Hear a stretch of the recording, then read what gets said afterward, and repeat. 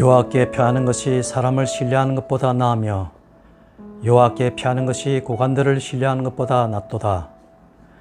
문나라가 나를 에워쌌으니 내가 여호와의 이름으로 그들을 끊으리로다. 그들이 나를 에워싸고 에워쌌으니 내가 여호와의 이름으로 그들을 끊으리로다. 그들이 벌들처럼 나를 에워쌌으나 가시던 불에 불같이 타 없어졌나니 내가 여호와의 이름으로 그들을 끊으리로다. 너는 나를 밀쳐 넘어뜨리려 하였으나 여호와께서는 나를 도우셨도다. 여호와는 나의 능력과 찬송이시요 또 나의 구원이 되셨도다. 아멘. 살롬. 오늘 하루도 하나님의 은혜 가운데 평안한 하루 되시길 소망합니다. 오늘 말씀으로 무엇을 의지하며 살아가고 있는가 라는 제목으로 묵상한 내용을 나누겠습니다. 시편 118편은 이스라엘 백성들이 6월절이나 초막절 같은 절기에 성전에 올라가면서 불렀던 노래 중 하나입니다. 전쟁에서 승리하고 돌아온 왕과 백성들이 성전문에 들어서며 하나님께 감사를 드리는 축제의 노래였습니다. 오늘 본문 부분은 위기와 고통 속에서 하나님만 의지하였더니 하나님께서 구원해 주셨고 그리고 여기까지 인도하시다는 시인의 고백이 담겨 있습니다. 영원한 피난처이신 하나님께 소망을 두고 의지하는 것이 참된 믿음임을 우리에게 일깨워주고 있는 내용입니다. 우리는 살아가면서 끊임없이 무언가를 의지하며 살아갑니다. 어릴 때는 부모를 의지하고 사회에 나가서는 직장과 능력, 돈과 사람을 의지합니다. 나이가 들어서는 건강이나 재산을 의지하기도 합니다. 이처럼 사람은 늘 무엇인가를 붙잡고 살아가는 것 같습니다. 그러나 우리가 의지하는 이러한 것들은 시간이 지나면 변하고 맙니다. 사람의 마음은 늘 변하며 또 믿었던 사람에게 실망하게 되기도 합니다. 주변 환경도 바뀌며 나 자신도 변해갑니다. 이렇듯 변화는 우리의 본질인 것 같습니다. 하지만 이렇게 변해가는 것을 붙잡고 살아가는 삶은 결국 어떤 상황이나 감정 또 사람에 의해 끊임없이 흔들리는 삶이 되고 말 것입니다. 그래서 오늘 본문은 우리에게 무엇을 의지하며 붙잡고 살아가야 하는지에 대해서 다시 한번 생각하고 돌아보게 하고 있습니다. 8절에서 9절 말씀을 다시 보겠습니다. 여호와께 피하는 것이 사람을 신뢰하는 것보다 나으며 여호와께 피하는 것이 고관들을 신뢰하는 것보다 낫도다. 사람이나 고관들에게 의지하지 말고 하나님께 전적으로 의지하라고 합니다.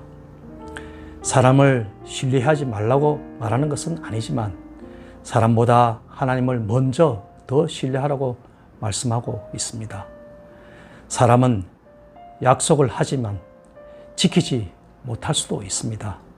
심지어 가장 가까운 사람도 서로가 그 마음을 다 이해하지 못합니다. 고관의 권력은 시간이 가면 어느 날 사라지고 맙니다. 그러나 하나님의 능력은 끝이 없으시고 크시며 그 사랑은 변하지 않으시며 신실하시고 영원하십니다.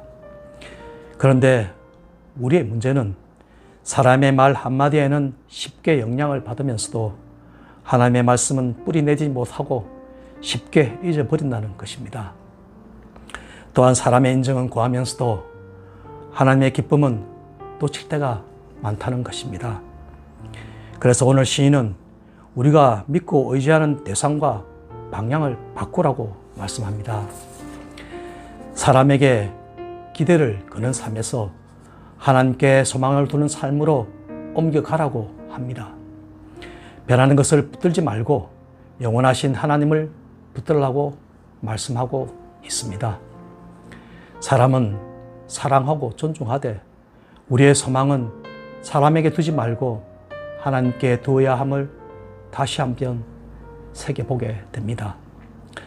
하나님께 전적으로 의지함으로 어떤 환경 속에서도 흔들리지 않는 믿음의 삶을 살아가야겠습니다.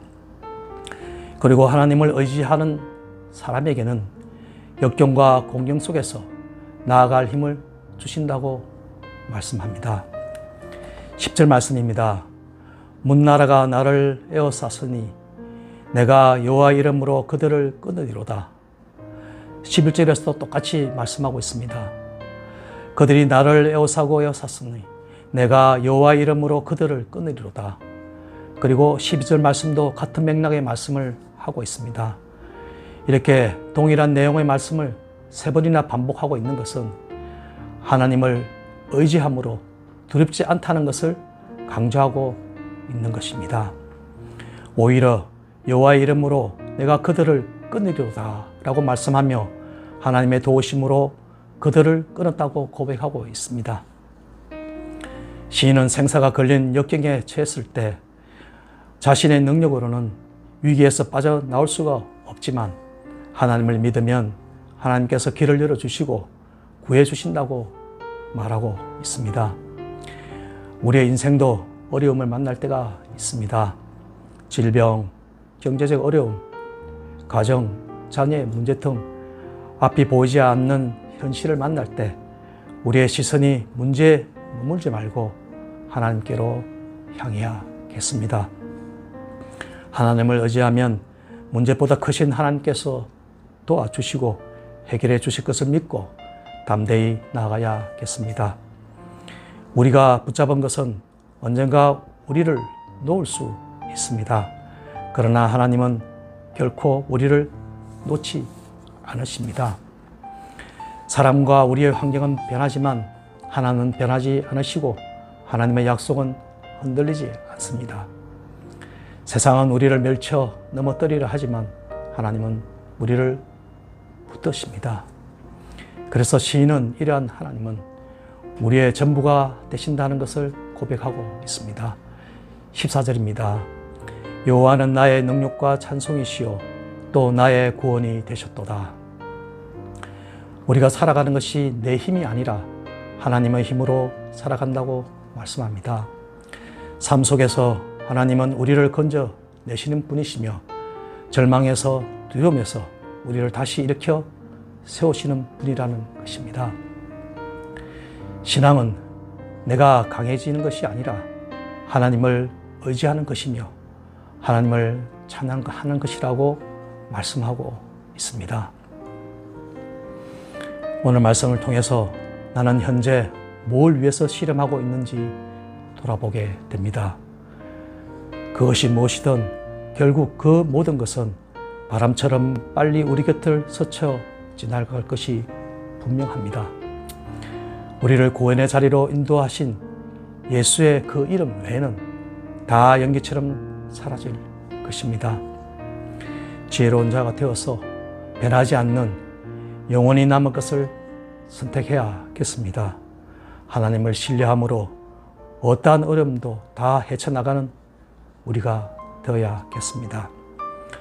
오늘도 그 하나님을 의지하며 담대하게 걸어가는 하루가 되기를 소망합니다. 기도하겠습니다. 하나님 아버지, 사람과 세상을 의지하기보다 주님만을 우리의 능력과 피난처로 삼게 하소서. 삶의 어려움과 두려움 속에서도 오직 주님의 이름을 붙들고 담대히 믿음으로 살아가게 하옵소서. 주님으로 인해 어떤 환경에서도 감사와 찬양을 잃지 않게 하옵소서. 예수님의 이름으로 기도드립니다. 아멘. 계속해서 공동기도 제목과 교회와 목사님을 위해 기도하겠습니다.